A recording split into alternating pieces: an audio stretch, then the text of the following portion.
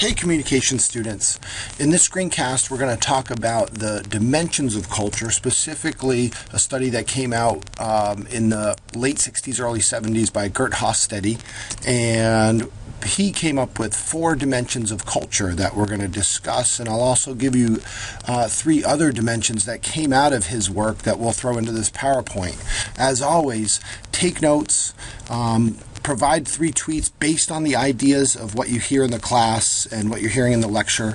Don't forget to always use the class hashtag because we're all working with the same material. And feel free to include another username like myself or a hashtag that relates to the ideas you're thinking about. So, Geert Hofstede, sociologist, born in 1928, did really an infamous, groundbreaking intercultural communication study using IBM. He surveyed over 72 countries, over 120,000 people. A lot of people were interviewed for this. And what he came up with was a range of behaviors within a group of people or culture. And so that's what we're going to discuss. The range and the continuum is the dimensions that came out of his work. And really, this is an opportunity to better understand how people form messages that they send to others, what are the assumptions that underlie those messages, and how as receivers and listeners can we better understand the people that we're communicating with. So let's do it. Here is the 7 total dimensions, and really the ones that Hofstede came up with.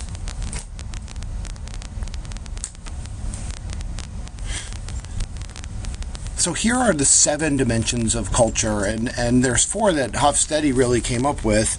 The first are individualism versus collectivism, power distance, high and low, masculinity and femininity, and the 4th dimension that Hofstede came up with is high tolerance for uncertainty versus low tolerance for uncertainty. You also see here I have ambiguity.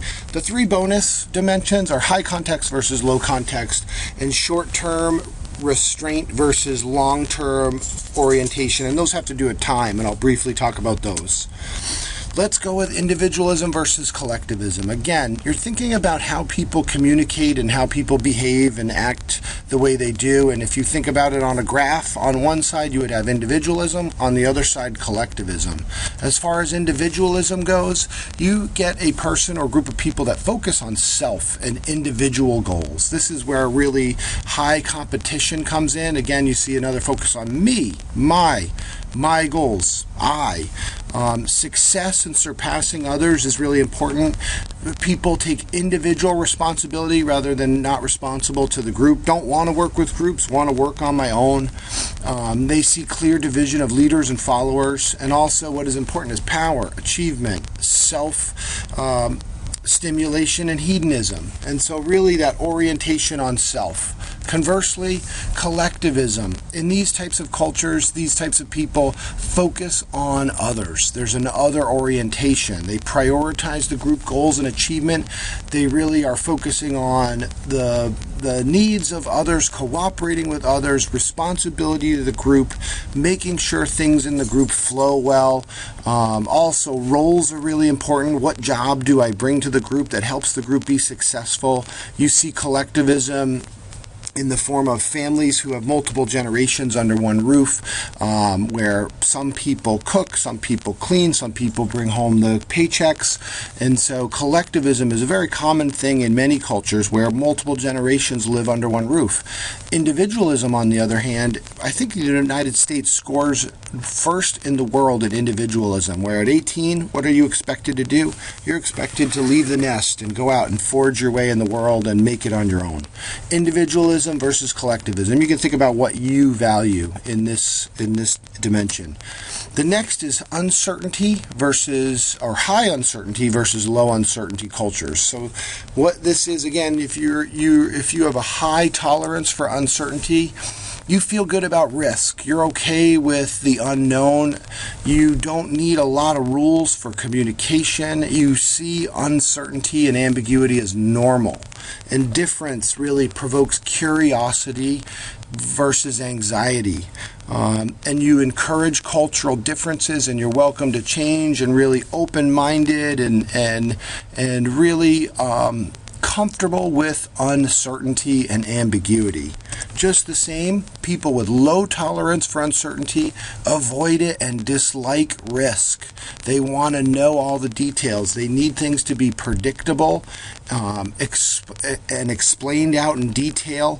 Uncertainty and the unknown provokes really high anxiety. They need routine, and that's comfortable and good for them, and they like to adhere to a strict set of rules. Maybe they're more literal, need things to be black and white and really spelled out. Preferred structured experiences and differences can be dangerous and uncomfortable.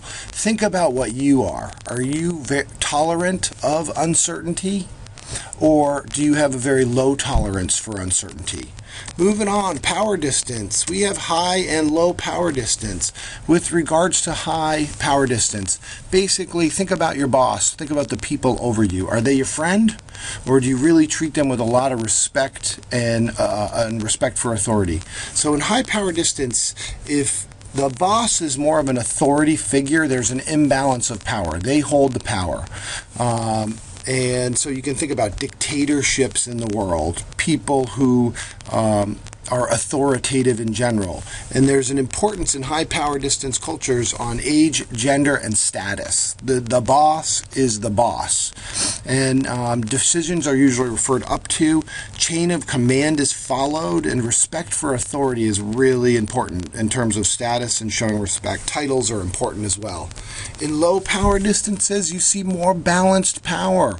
Many people feel empowered and feel the ability to express themselves. There's a less emphasis on the status of people. People like to challenge ideas regardless of power, a freedom to speak your mind rather than a fear of speaking your mind. And respect is earned through knowledge and expertise. And so again, low power distance means people are empowered and the power is shared. High power distance, you see more authoritative power. Moving on, masculinity versus femininity. Masculine cultures, here we have the traditional man type of culture. Material success defined through work, strength, assertive, tough, ambitious, power over others, competitiveness, aggressive, stress the bottom line. In terms of work, masculine cultures believe that you live to work, that work is what defines you as a person, and you try to succeed in work. In feminine cultures, some of the qualities of femininity is modesty, humility, love for person, quality of life over work, work to live rather than live to work, tenderness, caring, nurturing, really another orientation. You might see more collectivism in feminine cultures, whereas in masculinity it's about me, my success. Feminine cultures utilize compromise and negotiation, and they emphasize worker satisfaction and equality in the workplace. So you can really think about where you stand. You might know someone that's maybe more masculine or someone that's more feminine, and you can think about where you stand and what you see out there in the world. High context cultures, basically high context cultures, and now we're into the bonus, and those last four are the dimensions Hofstede came up with. Let's really quickly do these last four. High context cultures mean that the culture relies heavily on the context, and most things are not explicitly stated. So there's a strong emphasis on the nonverbal and on the listening piece and taking in all the contextual cues. Also, face saving is really important in non-context cultures, where face saving is we don't publicly embarrass and we don't criticize others publicly, we do it in private. And so just conversely, low context cultures, and you see my picture of this man getting screamed at in front of everyone, words are used, more reliant on the words and stated emotions. Everything is explicitly stated. Emotions are shown and discussed. And everything is really just put out there in words. And so high context cultures, less words, more emphasis on nonverbal. Low context cultures, more words, more explicitly stated ideas and communication. You can think about what you are. Do you like more words? Do you like to put words to things? Or do you like to listen and take in the context and understand the communication around you by really reading the contextualized nonverbal cues?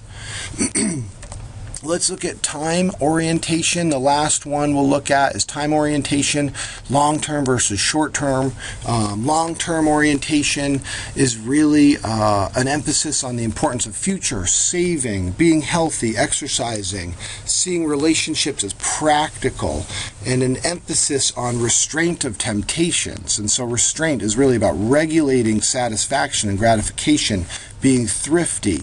And generally studies show that people that show more restraint and have a longer term orientation feel less in control and are generally less happy people.